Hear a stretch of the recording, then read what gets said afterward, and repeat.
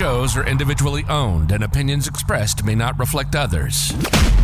Welcome to the Edventures in Tech podcast, talking the latest tips and trends in educational technology to innovate and engage your students. Here are your hosts, Andrew and Dan. Hello there, everybody. Once again, my name is Andrew. And I'm Dan. And we welcome you to episode number 3 of the Edventures in Tech podcast. Very excited that you have joined us once again. As always, if you like the content, please help us out. Provide some feedback and a rating on the platform you use to listen, whether it be Apple, Google, Spotify, Pocket Cast. We greatly appreciate your support. So, Dan, what's going on? What's new? Not much. I just can't believe we're on episode 3 already. It's flying by. We're getting, and just thinking about that, really, we thank everybody for all the positive support and feedback and reaching out to us via the social channels, via emails. Some of you have actually taken the time to leave the reviews. We do appreciate that greatly. Yes, thank you very much. So as we talk about things that are going on over the last 10 days or so since we last released an episode, as we had mentioned previously, we are back in classrooms. A lot of cool things happening. Dan, talked about what you got going on in the classrooms. One of the things that I have going on in the classrooms right now is working with a 9th grade global history class, and we're looking at origin stories as a precursor to talking about world religions. So as they're researching different origin stories, we're going to compare them using Google My Maps. Awesome. So the students are doing research and they're gathering information, and then we're using Google Forms and Google Sheets to populate a Google My Map, which I think is fantastic. And what I'm even more excited about is the teacher is completely hooked. So she's going to use Google My Maps for her entire year. So look at that geographical reasoning and then have the students put different layers onto that maps to curate all their learning for the year. That's so awesome. That's super exciting. Yeah, you're seeing where they start and then where they end, and the entire learning experience in one spot. So it's really curated there. That's awesome. That's awesome. Lots of things going on. We actually had an opportunity to work with an AP Environmental Science class this week. We actually flew the drone and were able to take some aerial images. We were out canoeing. And we did not crash it in the Hudson River. We did not. So Score 1. Yeah. So we definitely scored some points there with our boss, our tech director. We did not ruin any equipment in the middle of the marshy area of the Hudson River. So a big shout out to that class and the AP Environmental students. We had a great time with you guys and really look to creating those experiences with those images and the 360 images. And moving forward, as you know, 5th grade also studies ecosystems and everything. We're going to connect those AP Environmental students with some of our 5th grade students to have that synergy between the two classes. It's going to be a great experience. And especially with that experience, what was really cool was how excited the students were. One, I think that we're excited that we were flying a drone, but they were excited to do something with the footage. So we're definitely putting the ownership of this on the students to create that VR experience and build it up for an authentic audience. So I think really thinking outside the box and providing these opportunities, plus the naturalists and facilitators we had from the DEC, the DEC are very excited to see the footage and what we come up with. Yeah, they were super stoked that a drone was actually being flown, and it was definitely a great learning experience. There's nothing like getting out of the classroom, something that we've missed over the past 19 months for these students. They couldn't experience this in person, and it just wasn't the same. So they were super stoked to be out. We had a great time. The teacher was all on board, the DEC, all the naturalists. It was a great experience for the students overall. They definitely had a great time. So we have that coming up. We also have some other things kind of in the works of ideas of utilizing technology, giving students voice and choice, and we'll elaborate on those, as we get closer to, launching those experiences with students, throughout our district. The other thing we want to mention is NICEgate coming up. It is about 30 to 40 days away, mid-November, up at Rochester, the NICEgate annual conference, Better Together 2021. So we are going to be bringing the show on the road. If you are going to be attending NICEgate in person, please come, reach out to us ahead of time. We'd love to get your thoughts on the different sessions you've attended, the exhibit hall, workshops, the keynotes. Manny Scott did an excellent keynote last year, even though the whole platform was virtual. The corporate council will be there. So we're going to have our special guests. We have a whole crew of people that we know that are attending. So we do want to get them on the show as well. And just remember, if you're not going to be at Nice Skate in person, there is a virtual option this year as well. Correct. Yep. And then the other thing is a big friend of the podcast, Matt Miller. Woohoo! Yeah, Matt. He actually just released recently his Ditch Summit, which will be taking place December 13th to January 7th, 2022. And it's year number 6 for the Ditch That Textbook Digital Summit. It's basically a free online conference for educators, and there's going to be tons, over 75 video presentations on a wide range of topics related to instructional technology and teaching in your classroom. You'll absolutely love them. And to get registered, all you have to go to is ditchsummit.com to get registered. And, Dan and I had the opportunity. We've met Matt a couple times. We actually ran a PD session with him with teachers in our district last year on 4 different occasions, basically on a study of his book, and it just powerful stuff with Matt. Tech like a pirate. Tech like a pirate. It was actually, love it to this day. So definitely check out Matt Miller's stuff. It was great. So you can definitely follow him on Twitter, or just do any Google search for Ditch That Textbook. He'll come up. And he'll come up. Great guy. So let's talk about the weekly windup. Not a ton of news in the Google world, but there are some things going on that Google did release. We did talk about the meeting notes, right? So we talked about that last week, which is a kind of a streamlined process for that. I know I'm getting ahead of myself a little bit here. We know the Hour of Code and Code Week is coming, and Apple did unveil a new resource for elementary school specifically with coding and inclusive app design, and it's the new Everyone Can Code Early Learners Guide. It just came out this past week, and the app's going to be there. So kind of like, I don't want to say competing, but kind of competing with code.org.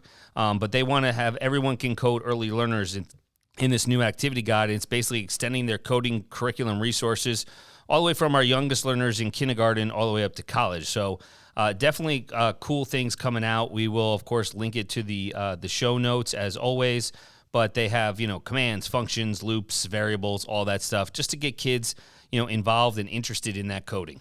And also, don't forget about code.org as a resource to get students coding, and also Google's CS First curriculum. Right. So all the major, tech players have, they have their coding out there to kind of, have develop an interest for students in the world of coding. So it's definitely cool stuff, and Apple is catching up, with that.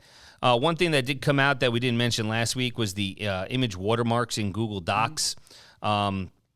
Basically, it allows you to, the watermark image will repeat behind the text of every page of your document. So could be used for logos, branding, custom designs, really, anything that kids, students create, definitely allows them to, kind of develop something different with that platform. Yeah, I'm kind of interested to see how we can actually use that in terms with students. I mean, I know, like, from a professional standpoint, it's great that now you can, like, put draft copies out with the watermark out as you're not ready to finalize things. But with students, I see some potentials for just creativity and design. Just another way of working with multimedia and creating some different visuals using the watermark feature. Yeah, please reach out to us on the socials. Share what you've done. If you've done anything with your students or any of your colleagues have, we'd love to kind of curate and collate them and put them out to the greater audience. Sharing is caring, as we always like to say. Another thing I want to talk about is Kahoot. A lot of the Kahoot stuff, was utilized greatly last year in the virtual environment. I know some people are still in that virtual environment, but they're trying to really maximize student engagement with these new Kahoot courses, and it's for the entire class session. So basically, you design full class sessions. You combine different content formats such as Kahoots, documents, exploratory digital activities, all into the comprehensive learning experiences directly into Kahoot. So again, another thing that we haven't really messed around with, but definitely to kind of tinker and see if it's worth exploring and utilizing on a weekly, daily basis, etc. One of the new updates that I'm excited about is the updates with Google Arts and Culture. Yeah. As many of you are aware, that Google retired its Expeditions app. Correct. Yep. It was something that we used a lot to bring in that, that AR and VR into the classroom. And when they did away with that app, it was a little disheartening to me because there was a lot of engagement activities and exploration that we would use that for. Of course, you can still use Google Street View and different things, but it's not a nice streamlined package as you're delivering it as a teacher to the classroom. But Google has always had arts and culture, and now they've released a new teacher guide to go with some of their collections. And I think you know the number, but they moved a lot of their expeditions over to Google Arts and Culture. Yeah, over 400 or something. I think they're about halfway there. So they're slowly, because if I remember correctly, it effectively, Expeditions shut down kind of like the end of June last year. So they are slowly moving over a lot of the collections. And I think overall, Google Arts and Culture is an untapped resource. For sure. That a lot of people don't either, utilize, know about. So I think there's some marketing in there that Google may eventually get out to show the benefits. And, like Dan said, we have the teacher guide. It's brand new. It's been recreated, as they try to market this more, and we'll definitely link that to the show notes as well. Right. So now we do have the option to use arts and culture for virtual field trips. We can fly kids to the moon. We can dive to the Great Barrier Reef. We can zoom inside a cell. We can look at Egypt's layered history. I mean, there's so much rich content in there that is now supported with the teacher's guide and streamlined resources. And just thinking how you can, use that guide and use that content to kind of create those experiences for students, and the modalities and the learning in different ways, different platforms to assess. Because let's be honest, you're not always going to have the experience where you can go onto a real in-person field trip. So it's kind of, I don't want to say replacing Expeditions, but it's also giving you another avenue just to kind of excite your students. I think we'll schedule some time in the future to discuss this more because there's Absolutely. a lot. There's a lot in there. I think that and virtual reality, AR, and field trips. Because we know everybody's in a different learning environment, meaning virtual versus in person right now. I think that's definitely something we need to touch base on in the near future. So this week's episode, as we started to think about what's coming up. We talked about vaguely in previous episodes about feedback and communicating with students effectively, and how can you offer feedback, and in what ways, and how can students, the communication part, like we talked about social emotional, they could be struggling depending upon circumstances, that you may not know. They may have trouble communicating what exactly they're thinking, feeling, and how can you get across the point? Because sometimes we know if you put something in writing, if you put something in a text message or what have you, it may not come across exactly the way you want to. And we wanted to touch base upon this at this episode also, as besides just communicating with your students, we also want to talk about communicating with parents, because we know a lot of the back-to-school parent partners, open house, every district calls them something different, where the teachers talk to the parents about what's going on, but also then specifically parent-teacher conferences are coming. And, we talked about, I wanted to mention there's an article, 7 ways teachers can communicate with parents using technology in 2021. So this is from Screencastify, and again, we will share everything. But more than ever, we know as our colleagues, we're embracing new technology to enhance the learning outcomes for our students. And obviously, we want to make sure that parent-teacher communication is no exception. There's that bridge between school and home is so much more important after what we've been through the last 19 months. And effective communication has always been a challenge. And there's no single solution, ed tech solution, that's going to reach every parent equally. We don't know devices, Wi-Fi, etc. But if you have the right mix of tools in your toolbox, we know that we can communicate better than ever, and we want to ensure that these tools will also offer the parents increased transparency and participate in the students' learning journey, so they know exactly what's going on in a snapshot of their school day in, day out. And we all see how impersonal the digital environment can be, and we often can't see visual cues or anything. So something in an email or a text or a message can often come across differently, even though it hasn't been intended Correct. In that way. So there are some ways to communicate with parents and also with students to be effective in getting good feedback and good communication in the digital environment.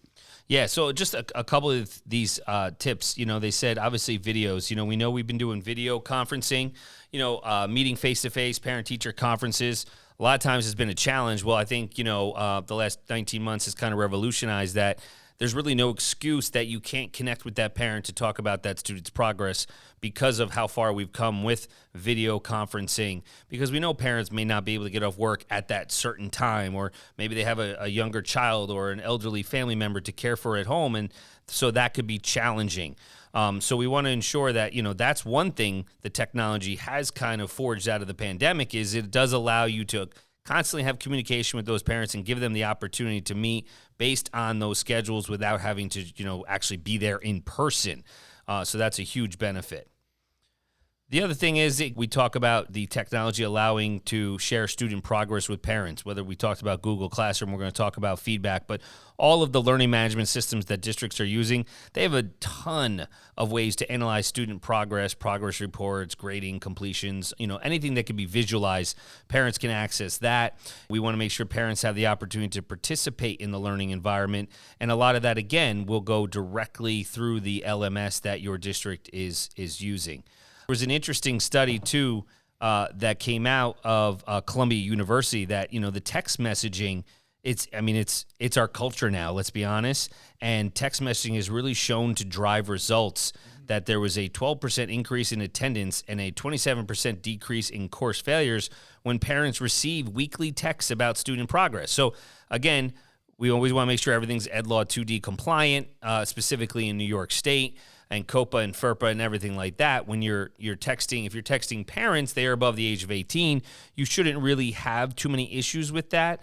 But that is something that we all, utilize our smartphones and our phones to receive information, whether it be from a specific class, specific period, or the entire district as a whole. So using the text messaging, the data has proven that it is definitely driving results. Absolutely. And we're all familiar with using something like Remind. Correct. Which will allow you to send those text messages out and make sure it's being received and have the communication back and forth. But, we think about that parent communication, and there's some tools that you can use that you may not have thought of already. Yep. Just using the Screencastify extension. Yep. Being able to record short little videos and share them is a great way of communicating with families. So whether if you want to send something about a student work and demonstrate something that you're showing to them, you can do that with a screencast or Screencastify. You can also, have that communication between the student and home environment by doing a weekly wind-up like we're doing here of what's going on, and put the students in charge of creating a Screencastify video that you can then push out to parents or the community. You think how important that is. It just jogged my memory of, I'm a big Disney fan, as Dan knows, but in case you guys don't, I'm thinking of the second Incredibles movie when Mr. Incredible has to teach Dash math. It's not the way you're supposed to do it, Dad. They want us to do it this I don't know that way. Why would they change math? Math is math. Okay, Math Dad. is math. I'll just wait for Mom to get back. What? Well, she won't understand it any better than I do. And it's just, he was pounding his head, but that's not how we do it anymore. And it's, so those little short videos can really benefit, how the student, what you saw your student be taught in school, and one of the methods that they were taught, because we know there's multiple ways to get to an answer, and Screencastify, whether you have a paid or a free account, you at least get 5 minutes. So, if you can't, let's be honest, our attention span, a video should not be more than 5 minutes anyways. So that as a free resource is powerful in itself. And what's nice about Screencastify, it doesn't always have to be video. You can record it as a video, but you have the option to download just the audio as well. That's huge. We're going to talk more about audio. A couple other things, and I think, I want to skip over. I'm going to just mention Wakelet. Dan and I are big fans of Wakelet, and it's very powerful. It's kind of like Pinterest for educators, for lack of a better term, with, not pinning, but, just curating stuff. And I think we can definitely utilize Wakelet in many ways, and we can talk about that, in the future. Just briefly, one feature of Wakelet is they do have a newsletter feature. Right. So you can create that newsletter in Wakelet. Your parents have easy access through it to a link, and those screencast videos and all those updates, or maybe those audio files can be put right into the Wakelet. Right. So everything is curated in one space. Saves the time of going to the copier and printing it, and then the toner not working or jamming. So absolutely, that's definitely powerful, and I think that's a great.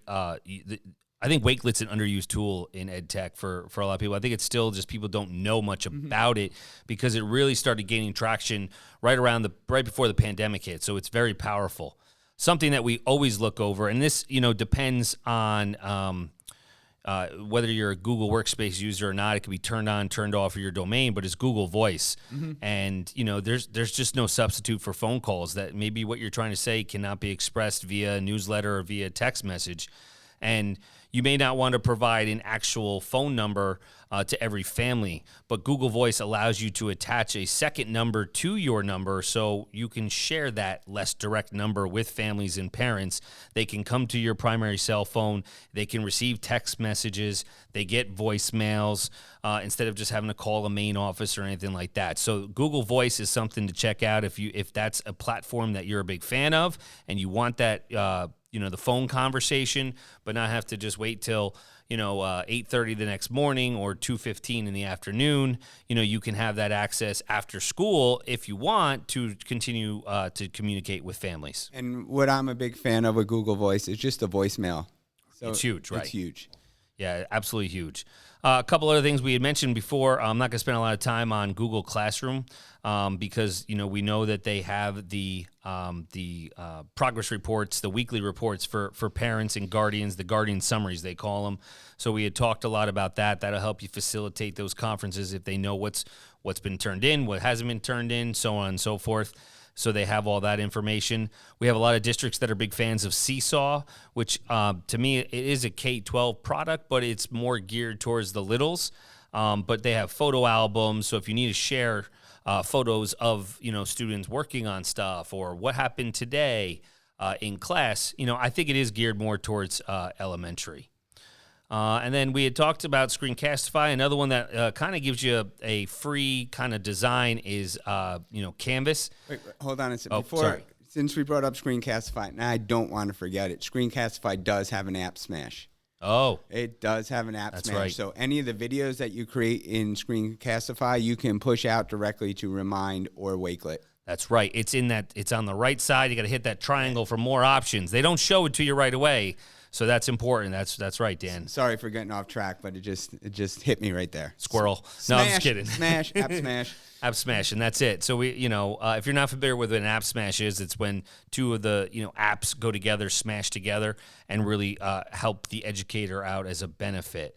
So I think that it would really be a good amount of ways that educators can communicate with parents using technology. We know these platforms are continually changing and evolving and updating and upgrading. They listen to our feedback as educators because it is a powerful voice. So it's definitely important to continue to offer your feedback. A lot of them are very responsive on the socials, specifically on Twitter, and they continue to evolve and make these changes to kind of better assist educators in what we do. So let's move along. So we just had a nice conversation about parent communication. Let's talk about streamlining feedback and communication with students. Yep. Whether you're in a remote environment, blended environment, I think a lot of people are now using those LMSs and those digital platforms to really push forward their digital learning space and their learning space in the classroom. So we want to talk about ways of streamlining that feedback when students are submitting digital products. Yeah. Because we don't want to just put a grade or put a comment and that will get glossed right over from a student. We're not really sure if they're getting the feedback that we're giving them digitally. So one thing that's become my favorite over the past year is an extension called Mote. Mote, yes. Mote, M-O-T-E. And we'll put a link to the Chrome Web Store for that. But Mote allows you to create voice recordings for your comments, for your feedback Anywhere. Anywhere that you create, and it integrates right with Google Workspace. So if you want to think about it, leaving a voice comment is great because students might be more apt to actually click on it, listen to it, and it will chart that a student is engaging with that comment. So you'll get you'll get a notification. You'll get to see that that student, in fact, did listen to the comment. Which is important because we never know if they're really listening to us. And then the comment is always there. If you're meeting with a student in a small group or, face-to-face, maybe it's just going in one ear, out the other. You never know until they actually, do something to prove, at a later date, another assignment, that they've actually understood the feedback that you've given to them, responded to it, and were able to change whatever feedback you gave, whatever you wanted them to kind of change or evolve in their work or so forth. So that is important, when we talk about that the Moat comment is there and they can continually listen to it if they're like, I need a little more explanation. What was Mr. Roberto really looking for? And with Moat, I did mention that it's integrated. Anywhere you can leave a comment in Google. So anywhere you can put a comment or a post or anything in Google Classroom, Google Slides, Google Docs, Google Sheets, Google Forms, even in Gmail, you'll see a little M icon. So you don't have to go anywhere special to record this and attach it. It's automatically built in. Right. So you can click on the M, you can do your voice recording, and it saves right there. Yeah. Yeah, it's powerful. I will point out that there is, tiered levels of it. You can get Moat for free. It'll give you a 30-second recording time, and it works in those applications. There is a paid version for unlimited. I think it's about $39 per year, and that will give you some more features. Same integration, but you get 90 seconds of recording time. It'll give you voice-to-text transcription. It'll do translations. You can save and reuse Moats. So it does have a little more features for the paid version, but I've been using the free version, and 30 seconds, when you think about it, long time. Yeah, it's enough to to give the feedback points that you want to, as long as your feedback is on point and directed, and you're not going off on tangents. That 30-second recording time is valuable time for the student, especially depending upon their age level and their attention span. 100% Moat is something, MOTE, you definitely want to check out. I know we talked a lot about Classroom, Google Classroom, especially if you're using that as your LMS and reusing, posts and master classrooms. We want to talk about rubrics. I think that's an underutilized feature that we had kind of mentioned, but rubrics are pretty powerful, right, Dan? Definitely. I know we mentioned it, I think, in episode 1. Yeah, something. And we got a lot of feedback saying you wanted to learn more about rubrics. Right. So we're going to talk about it here. Just know I'm also going to link a slide deck about creating rubrics in the show notes, so it'll give a little more detailed on how to create and how to reuse and do all that. Yeah, and powerful in the sense that you can give the rubric to the students and then also leave the Moat comment. How's that for an app smash right there? There we go. And lastly, when we talk about streamlining feedback, we want to talk about the comment bank in Google Classroom specifically. Sure. So you have the ability to save some comments. So some comments that you find yourself keep using over and over again, you can save that to your comment bank, and then you'll be able to copy and paste them right into the field whenever you want to use it.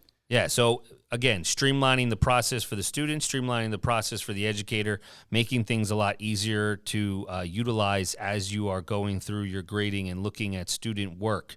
Very important. So the nice thing is, by using a combination of these tools, you can even use Screencastify. Yep. So there's a lot of times when I'm leaving feedback or comments or want to answer a student question, I don't want to type it in. I don't want to talk it in because I'd like to demonstrate it. Right. So I will use Screencastify for that feedback and answering questions in the digital environment, because then I get to demonstrate what I'm talking about. So even if you wanted to point out a piece in student writing, or if you want to look at their analysis of a math problem, and you see like a distinct point where feedback and teaching is needed, you can do that in a Screencastify video and then attach that as the comment in Google Classroom. So all these tools mixed together really will create for a more meaningful digital learning experience for students. And remember, this isn't just for students that are working remote. These are for the students in your classroom, because we're always looking to have students create something. And the tools that are available through Google Workspace or even OneNote or Microsoft Teams, Evernote, all these collaboration tools really will allow students to be creative and demonstrate their understanding in unique ways.